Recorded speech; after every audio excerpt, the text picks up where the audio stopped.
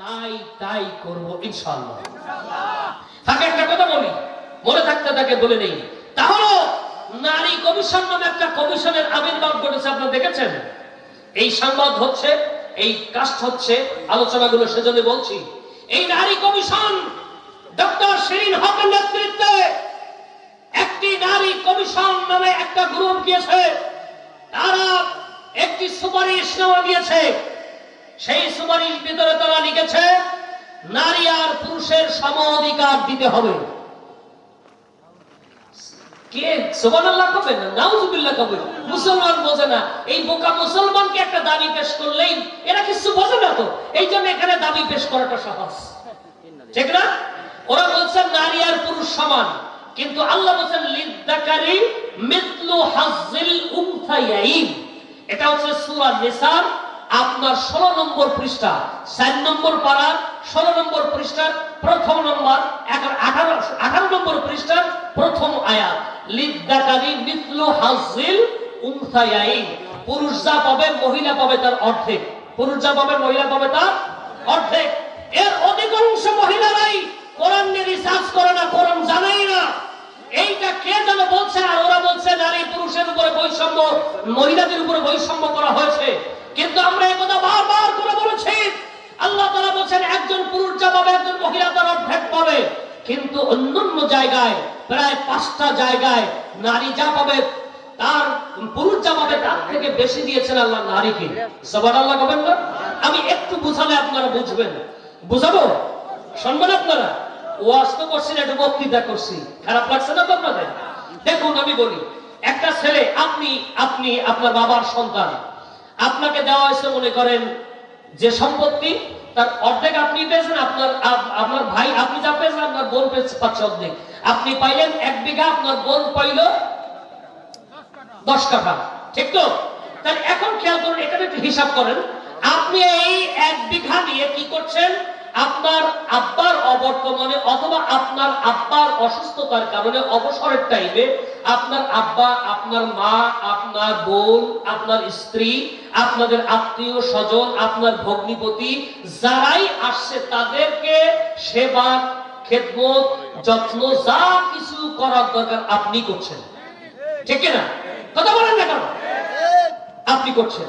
একটা টাইমে যেমনটা 10 কাঠা জমি নিয়ে শ্বশুর বাড়ি গেল, চলে গেল, ওর ওই 10 কাঠা কিন্তু ধরা রয়েছে, ওরা কিন্তু খরচ হচ্ছে না। ওর ওই বাড়িতে যারা আসতেছে তারা ওর ওই স্বামী, ওই ছেলে, ওখানে ওই খেদমত সে করছে। এই মহিলা দেনমোহরের টাকা পেয়েছে, পুরোটা ধরা রয়েছে। নবী বলেছেন দেনমোহরের 1টা টাকা স্বামী ভোগ করতে পারবে না। তাহলে দেনমোহরের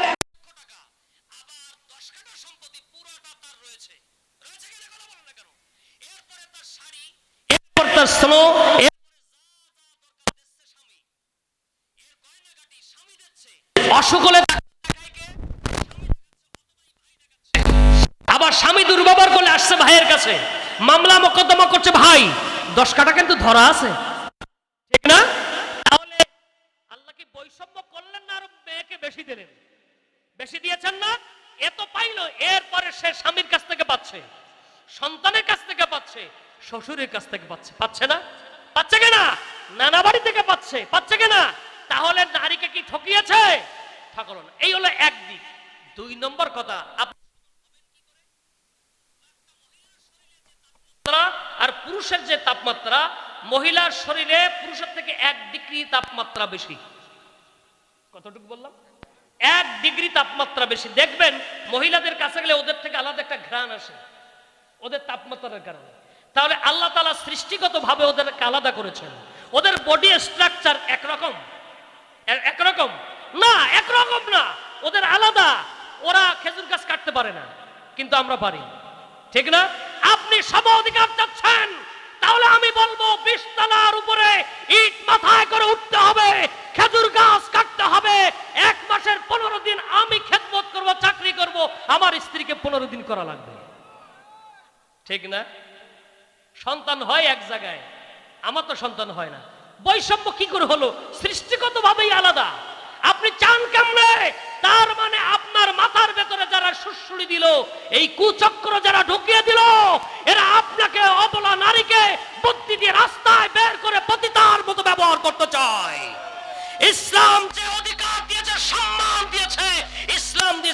একটি সম্মানজনক অবস্থান। যেরকম সুবহানাল্লাহ। পুরুষের পায়ের তলে জুতা, আর মহিলা আল জান্নাতু তাহতা আকদামিল উম্মাহাত, মহিলার পদতলে আল্লাহর জান্নাত। সুবহানাল্লাহ কবেন না? শুধু কি তাই, আরো বুঝালে বুঝবেন। একটা টায়ার এর দুটি অংশ, টিউব, রিং, টিউব আর টায়ার দুটো। বাইরে কে থাকে? টায়ার। ভেতরে কে থাকে? টিউব। টিউব যদি মানববন্ধন করে যে আমি আর ভিতরে থাকতে পারছি না, 2 মিনিট কি যাচ্ছে বলো, আমি এখন বাইরে থাকবো, টায়ারের ভিতরে পাঠাবো, স্যার চলবে গাড়ি? বরং দেখুন, টিউবের টায়ার ঝড় ঝঞ্ঝা, ইটের খোয়া, পাথর, লোহা সবগুলো থেকে বাঁচায় দিয়ে টিউবকে পবিত্র রাখছে। ঠিক অনুরূপ পুরুষরা হলো টায়ারের মতো। এই পৃথিবীতে নারীদেরকে ইজ্জত দিয়ে, সম্ভ্রম দিয়ে, লাক্সারিয়াস লাইফ দিয়ে ঘরের ভেতরে রানীর আসনে বসায় রেখে পুরুষরা হাল ভাঙা খাটুনি কেটে তাদেরকে ইজ্জত আর সম্মান দিয়ে, জমি দিয়ে, গহনা দিয়ে, দেনমোহর দিয়ে স্বাধীনতার সঙ্গে বসিয়ে রেখেছে। সুতরাং এই নারীবাদী কমিশন সুশ্রুতি দিয়ে ইসলামকে ধ্বংস করতে চায়। কোন সময় জানেন? যে সময় বাংলাদেশে কোরআনের পক্ষে জোয়ার শুরু হয়েছে, ঠিক না? আমরা বুঝি, সুশ্রুতির কারণ বুঝি, এতকাল নয়, শতকাল নয়। হাসিনার আমল হলে বুঝতাম, এখন কেন? এখন হলো ওলামায়ে কেরামরা এক হচ্ছে, এক টেবিলে বসছে, ঠিক না? টুপিওয়ালারা বলছে এক বাক্স হবে, ভোট যাবে এক বাক্সে, অন্য কোনো বাক্সে নয়। যখন দলে দলে পঙ্গপালের মতো হিন্দু মুসলিম সবাই মিলে যে সময় দল বুঝছে না, ইসলাম পন্থীদের দলে ভিড়ছে, দেখছে ইসলাম তো কায়েম হয়ে গেল, বাইরে থেকে টাকা আসছে সুশ্রুতি দিয়ে ইসলামকে ধ্বংস করার জন্য, উলামায়ে কেরামকে জঙ্গিবাদী তকমা দেওয়ার জন্য, ময়দানে নেওয়ার জন্য সুশ্রুতি দিচ্ছে। ইউনূস কাকারে বলবো, বুড়ো বয়সে আসছেন, আমরা তো আমরা দীর্ঘস্থায়ী চাই, কিন্তু এই রোগ যদি, এই ডায়াবেটিসে যদি আপনার ধরিয়ে বসে, 5 মিনিটও থাকতে পারবেন না।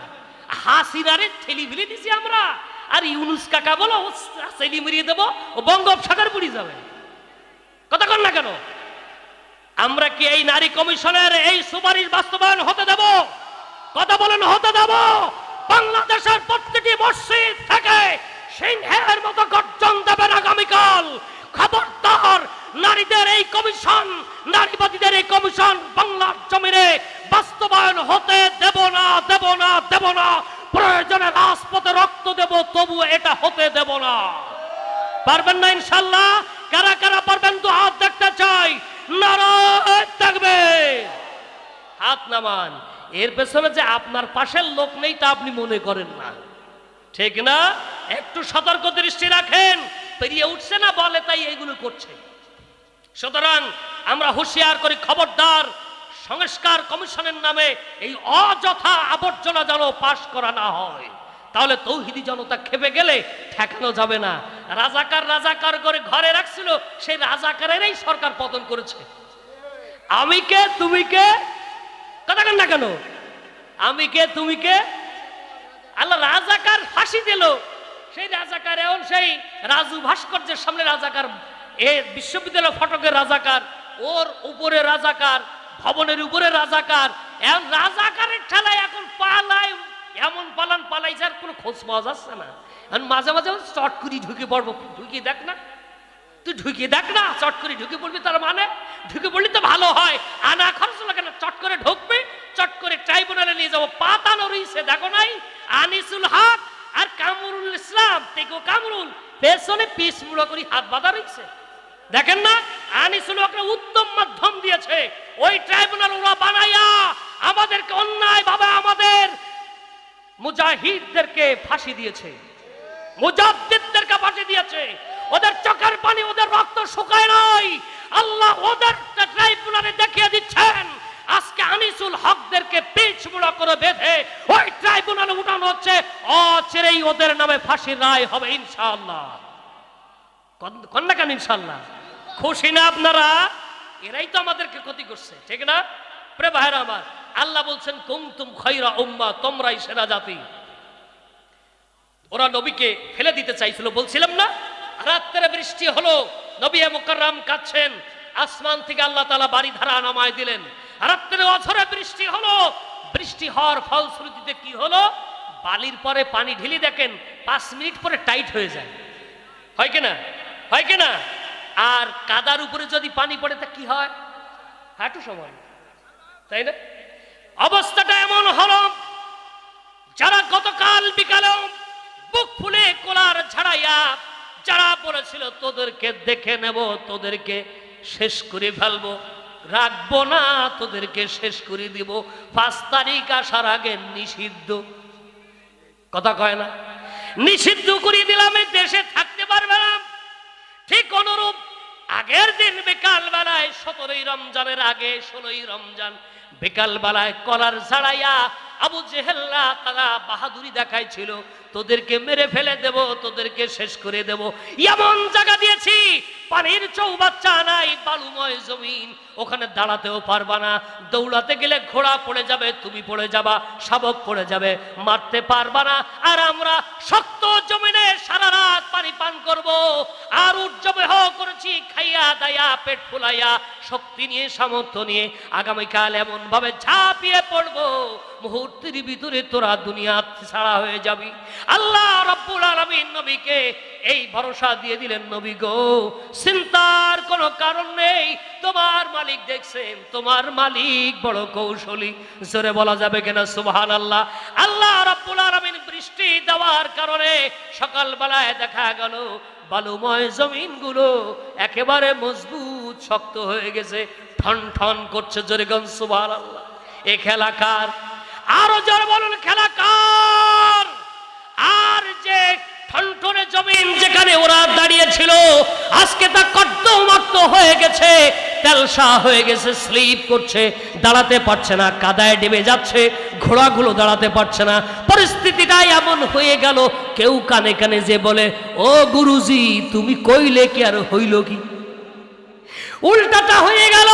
চাইছিলাম ঘোড়ার পিঠে আমি যাব, একটা সাম দিলারে রাম, টাকা চাইছিলাম, টাকা না নিয়ে টাকা দিল মানুষ, পরে চাইলাম ঘোড়া, ঘোড়া দিল, কিন্তু ঘোড়া দিল না, দিল ঘোড়া ছোট্ট একটা বাচ্চা, বাড়ি নিয়ে যেতে পারে না, দুঃখ করে এখন বলছে উল্টা সাম দিলি রে রাম, চাইলাম ঘোড়ার পিঠে আমি জাগবো, এখনো ঘোড়া আমার পিঠে উঠছে কেন? চাইলাম ঘোড়ার পিঠে আমি যাব। ও নেতাজি হইলটা কি? আপনি কলার ঝাঁকালেন যেভাবে বুঝলাম হয়ে গেছে, এখন হইলটা কি? চুপ কর, কথা কোন শুনিয়ে যাবে কি? চুপ কর, কথা বলিস না। আল্লাহ রাব্বুল আলামিন যুদ্ধের ময়দানে এই সাহাবায়ে কেরামকে রোজা ভাঙতে বললেন। নবী করিম সাল্লাল্লাহু আলাইহি ওয়াসাল্লাম রোজা রাখতে হয় আল্লাহর হুকুমে, আবার আল্লাহর জমিনে আল্লাহর দ্বীন কায়েমের জন্য আল্লাহর ওই হুকুমে আল্লাহর ফরজ ভাঙা লাগে। সুবহানাল্লাহ কব না? তার মানে রমজান মাসে 17ই রমজান বদরের প্রান্তরে আল্লাহর নবী এবং সাহাবায়ে কেরাম রোজা ভাঙার মধ্য দিয়ে আপনার আমাকে যে শিক্ষা দিয়ে গেলেন, আল্লাহর জমিনে আল্লাহর দ্বীন কায়েমের প্রয়োজনে রোজাও ছাড়তে হয়, নামাজও ছাড়া লাগে। সুবহানাল্লাহ কব না? আল্লাহ নবীজি অনেক ওয়াক্ত নামাজকে তিনি কাজা করেছেন জিহাদের ময়দানে।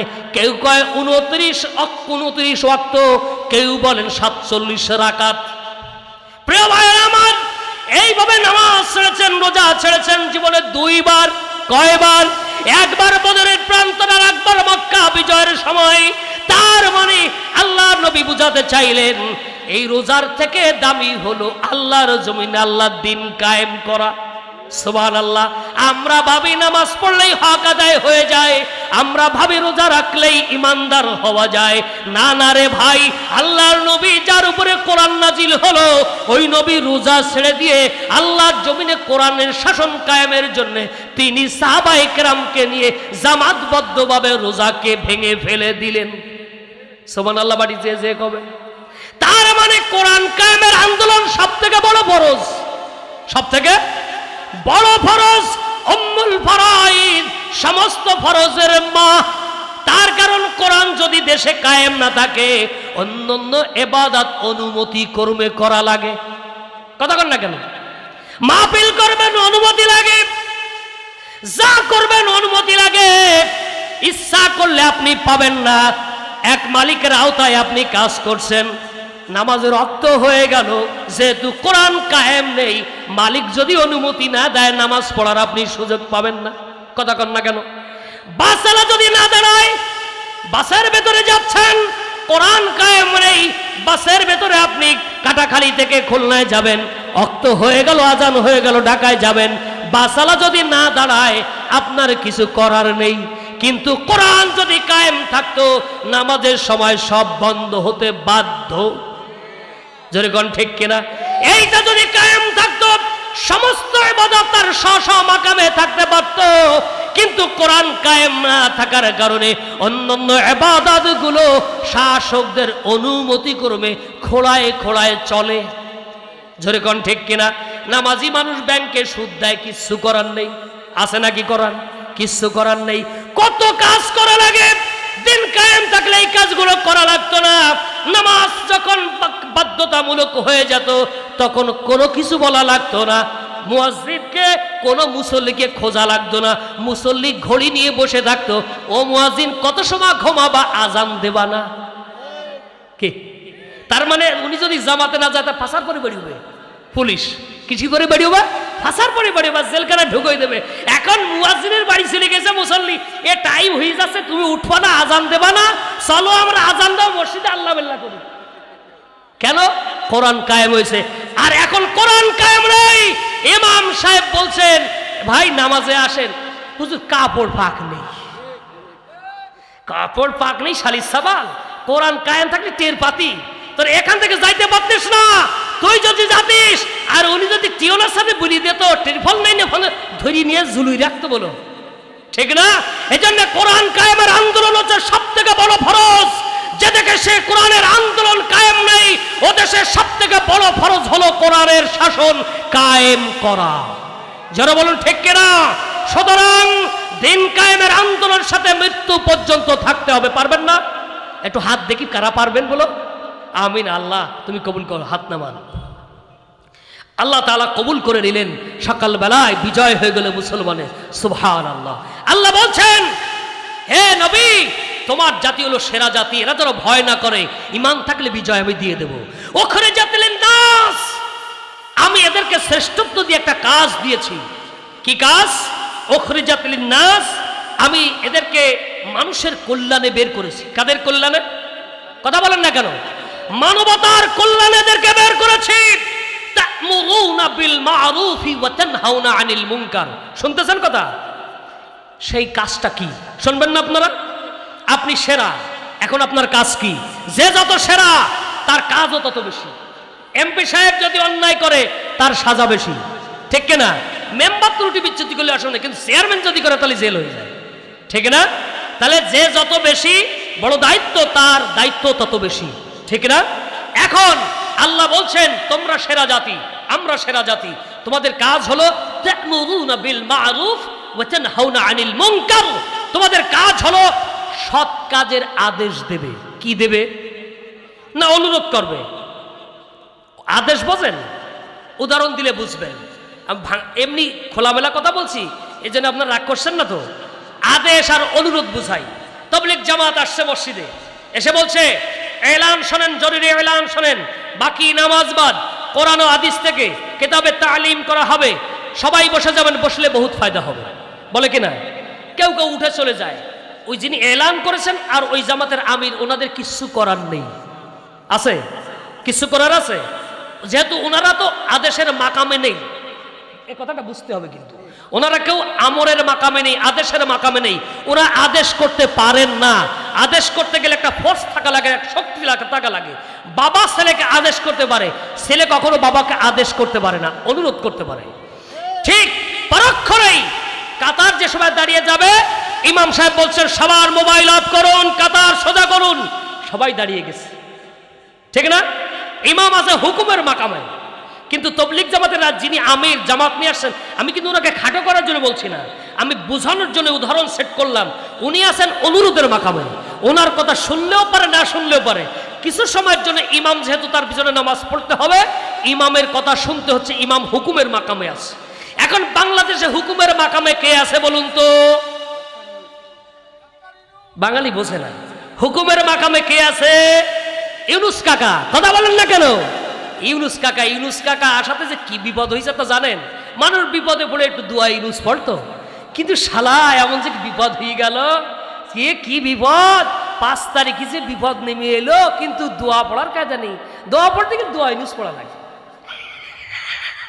কি বিপদে পড়েছে জাতি। সুতরাং আপনার ইউনুস কাকা উনি হুকুমের মাকামে, উনি যদি বলে খবরদার এই কাজ বাংলাদেশে কাউকে করতে দেব না, উনি নিষেধ করে দিল খবরদার আগামীকাল থেকে কেউ বিড়ি সিগারেট ধূমপান করতে পারবে না, ধূমপান করলে তাকে যথাযথ শাস্তির মুখোমুখি হতে হবে। বলুন তো কোনো মানুষ কি পারবে? লুকোয়, তাই না? এরপরেও যদি কেউ করে, আর যদি রাস্তাতে কেউ যায়, আমার দেখছে কে? আমরা করোনাকালীন সময় দেখছি মাস্ক পরে বাথরুমে যায়, ওখানে পুলিশ আছে, ও মাস্ক পরে যায়, মাস্ক না পরলে সাবাং পিটান, ঠিক না? মাস্ক পরে ইমাম সাহেব নামাজ পড়াইছে, এ বাংলাদেশে ঘটছে না? ইমাম সাহেব মাস্ক পরে নামাজ পড়াইছে, কেননা হুকুম হয়েছিল ক্ষমতায় যারা ছিল তারা, হুকুমের মাকামে যারা আছে, ওরা যদি বলে আগামীকাল থেকে 5 ওয়াক্ত নামাজ বাধ্যতামূলক, কেউ নামাজ পড়বে না? পড়বে? আমি ওয়াজ করলে নামাজ পড়বে কিনা আমি জানি না। বহু ইমাম আলোচক সুদের আলোচনা করতে যে স্টেজেই মারা গেছে, সুদ আরো বাড়ছে ছাড়া কমে নাই। আমরা নামাজের ওয়াজ করি, আমার যেমন ওয়াজের বয়স এই প্রায় 25 বছর, এই 25 বছর ওয়াজ করি আমি, কিন্তু নামাজ কতজন মানুষ নামাজি হয়েছে তা আমি বলতে পারি না।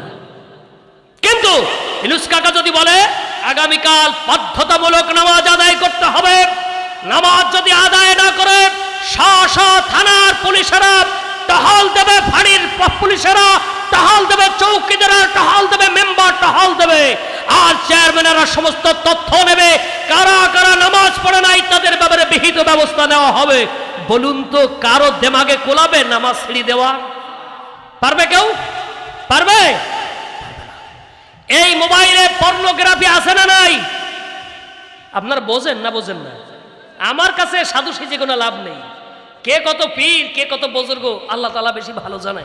কিন্তু এই যে টেলিভিশন, হাতের টেলিভিশন, এর ভিতরে ন্যাংটা ছবি আসে আর যায়, ঠিক না? এই ন্যাংটা ছবি দেখে দেখে কত যুবক তার যৌবন হারালো, কত নারী তার সতীত্ব হারাচ্ছে। দুটো বাচ্চা রেখে পরকিয়া করিয়ে প্রবাসী এক বাড়িতে যে বসে রয়েছে। আবার দেখলাম পরকিয়ার জের ধরে আর এক স্বামীর কাছে গিয়েছিল, সেখান থেকে ফিরে পূর্বের স্বামীর কাছে আসছে, বিয়ের জন্য চাপ দিচ্ছে। এই জন্য ওই স্ত্রী বাচ্চা যে দেখে ফেলেছে তাকে সহ 3 জনকে হত্যা করে, শ্বাসরোধ করে হত্যা করে, টুকরা টুকরা করে বস্তাবন্দি লাশ নিয়ে আপনার ব্রিজের উপরে ফেলে রাখছে। দেখছেন আপনারা? এগুলো সব এর মাধ্যমে হচ্ছে। যদি ইউনুস কাকা বলে দিতেন পর্নোগ্রাফি সাইট বন্ধ, বাংলাদেশ কেউ চালাতে পারতো? বিটিআরসি কে বলে দিলে, বিটিআরসি কে যদি বলে দিত এই বাংলাদেশে কোন বাপের বেটার হিম্মত নয় এই মোবাইল ইন্টারনেটের মাধ্যমে পর্নোগ্রাফি আপনার ব্লু ফিল্ম ছাড়তে পারে, কোন হিম্মত কারণে আছে? যার বলুন আছে। কোরআনের শাসন যদি কায়েম হয়ে যায়, কোরআন দিয়ে যদি সংসদ কায়েম হয়, ঘোষণা করে দেওয়া হবে 5 ওয়াক্ত নামাজ বাধ্যতামূলক, মদের দোকান বন্ধ, আর পর্নোগ্রাফি চলবে না, গাঁজা চলবে না, জুয়া চলবে না। এগুলো যদি ঘোষণা করা হয়ে যায়, এ বাংলা সোনার বাংলা হয়ে যাবে, ঠিক না? সেজন্য কোনো ওয়াজ না, কোরআনের শাসন চাই। কি চাই বলুন তো? কোরআনের শাসন চাই। শেষ তো, এই শেষ করে দিচ্ছি প্রিয় ভাইরা আমার। এই জন্য কোরআনের শাসন ছাড়া এই দুর্নীতিগ্রস্ত বাংলাদেশকে টেনে তোলার আর কোনো রাস্তা নেই। সবাইকে দেখেছি, কোনো কাউকে দেখতে বাকি নেই, কাউকে নূতন করে বলার সুযোগ নেই। ও গেলে এই করতে পারে, সে গেলে এই করতে পারে। সবাইকে আপনারা দেখেন নাই? দেখেছেন? কোরআনের শাসন দেখেন নাই? দেখেছেন? অতএব কোরআনের শাসন বাংলার জমিনে কায়েম হতে হবে, এটা আমরা চাই। এটা কি কোনো দলীয় আলোচনা, দলীয় বক্তব্য? এটা মুসলমানদের বক্তব্য। কোরআনের শাসন কায়েম হোক। যদি আপনি না চান, এটা শুনলে যদি আপনার বুরু যদি কল হয়ে যায়, আপনি যদি রাগ করেন, আপনি যদি রাজনীতির গন্ধ পান, আমি বলবো আপনি আওয়ামী লীগের দোসর ছাড়া বই কিছু নয়। সুতরাং আপনাকে উচিত জবাব দেওয়ার জন্য তাওহীদি জনতা প্রতিনিয়ত তৈরি রয়েছে। আমরা আর কারো চোখ রাঙানি দেখব না, ঠিক না প্রিয় ভাইরা আমার? আরেকটি কথা বলে শেষ করছি। নবী করিম সাল্লাল্লাহু আলাইহি ওয়াসাল্লাম বলেন, ইযা দুইয়াতিল আমানাতু ফান্তাজিরিস সাআহ। ক্বালা কাইফা আদআতহা ইয়া কাইফা ইয়া রাসূলুল্লাহ সাল্লাল্লাহু আলাইহি ওয়াসাল্লাম? ক্বালা ইযা আসনাদা ইলা গায়রি আহলিহি ফাস্তানজিরিস সাআহ। রাওয়াহুল বুখারী। নবী করিম সাল্লাল্লাহু আলাইহি ওয়াসাল্লাম বলছেন, তোমরা কিয়ামতের আশঙ্কা করছি আমি তোমরা যখন দেখবে আমানতের খেয়ানত হচ্ছে, মানুষেরা আমানতের খেয়ানত করছে, তখন বুঝবে কিয়ামত খুব নিকটবর্তী। কথা কি বুঝেছেন? এ পর্যন্ত বুঝেছেন? আল্লাহ নবী কি বলছেন? যখন দেখবে আমানতের খেয়ানতের সংখ্যা বেড়ে গেছে, তখন বুঝবে কিয়ামত খুব নিকটবর্তী। নবী করিম সাল্লাল্লাহু আলাইহি ওয়াসাল্লামকে জিজ্ঞাসা করা হলো, ইয়া রাসূলুল্লাহ সাল্লাল্লাহু আলাইহি ওয়াসাল্লাম, কিভাবে বুঝবো আমানতের খেয়ানত হচ্ছে? নবী করিম সাল্লাল্লাহু আলাইহি ওয়াসাল্লাম সাহসী কণ্ঠে যে কথাটা বলেছেন, ইদাসনাদা ইলা গায়রি আহলিহি ফাস্তানজিরিস সাআহ আও কামা ক্বালা আলাইহিস সালাতু ওয়াস সালাম। যখন দেখবে যোগ্য চেয়ারগুলোতে অযোগ্য লোকেরা বসে যাচ্ছে, তখন দেখবে আমানতের খেয়ানত হচ্ছে। বুঝেছেন কথা? যোগ্য চেয়ারে অযোগ্য ব্যক্তিরা বসে, অযোগ্য ব্যক্তিরা বসলে অযোগ্য কামই করবে, জনগণের মাল লুণ্ঠন করবে, জনগণেরকে বাধ্য করবে, অপকর্ম করবে, চাঁদাবাজি করবে, স্বৈর শাসন কায়েম করবে। সুতরাং আমরা দেখেছি 15টা বছর যোগ্য চেয়ারগুলিতে অযোগ্য ব্যক্তিরা বসে জিন্দাবাদের দত্তের মতো বাংলাদেশের স্বাধীনতা সার্বভৌমত্বকে, ইসলামী তাহজিব তামাদ্দুনকে কুড়ে দুমড়ে মুষড়ে একাকার করে দিয়েছিল। আমরা এই যোগ্য চেয়ারগুলিকে কি আর অযোগ্য লোকদেরকে বসতে দেব? আর বসতে দেব? সুতরাং তার জন্য আমাদের যে কাজ, সুযোগ পেলেই কোরআনের পক্ষে সমর্থন ব্যক্ত করতে হবে। পারবেন না ইনশাআল্লাহ? পারবেন না? আপনাদেরকে আহ্বান রাখছি, আমি যেন এই আমল করতে পারি, মৃত্যু পর্যন্ত আমি যেন এই আমলের উপরে টিকে থাকতে পারি, আপনারাও যেন এই আমলের উপরে টিকে থাকতে পারেন। নোটের কথায় যেন আপনারা ঘুরে না যান। আল্লাহ যেন আপনাদের ইস্তেকামত দান করেন, এই দোয়া করছি। আর আপনাদের প্রতি আহ্বান রেখে আমি আমার সংক্ষিপ্ত কথা শেষ করছি। হাযা মা ইনদি ওয়াল ইলমু ইনদাল্লাহ আলাইহি তাওয়াক্কালতু ওয়া ইলাইহি উনীব। আসসালামু আলাইকুম ওয়া রাহমাতুল্লাহি ওয়া বারাকাতুহু। আলহামদুলিল্লাহ।